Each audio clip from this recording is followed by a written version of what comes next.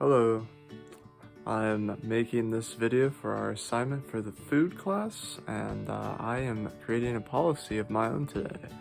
I'll be making a policy that will be attempting to make modern tilling of our agricultural soil illegal in the next 10 years.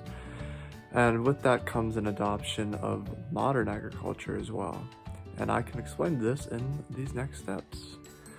My reasoning for this policy is because modern agriculture not only destroys our soil structure, it takes out nutrients that are needed for the soil, and it also emits tons of carbon into the atmosphere that would have been stored within the soil had it not been tilled originally. Soil is much more important than people realize. It is really the basis of all life on Earth. It provides for healthy plants, which in turn provide for healthy animals, which also can provide to healthy ecosystems and eventually to healthy people like ourselves. It truly is the ground or the cornerstone to all life on Earth and keeping it healthy. There are three main objectives with this dish. The first is to reduce atmospheric carbon.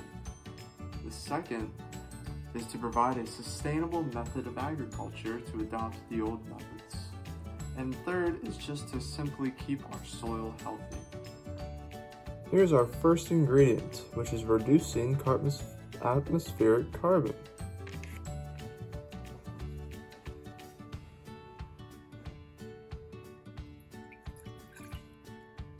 Here's our second ingredient, sustainable agriculture.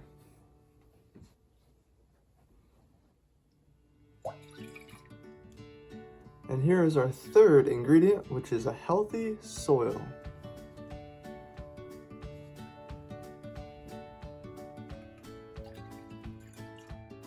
From an environmentalist perspective, this new method of farming could serve well. It could fight climate change by helping the soil that is currently being tilled to eventually hold much more carbon than it is currently. The tillage is causing it to constantly release carbon that's stored within the ground. Also, it could add nutrients to the soil, which could in turn keep our ecosystems healthier. From a farmer's perspective, this could be a little troublesome.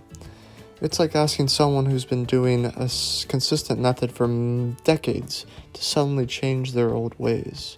So I'm not sure that many will be excited or fully willing to change immediately. But we are planning on the long-term change, and we are also planning on introducing subsidies to farmers from our government in exchange for them to be willing to learn and adopt a more sustainable method of farming for the future. From a government's perspective, this might also be troublesome.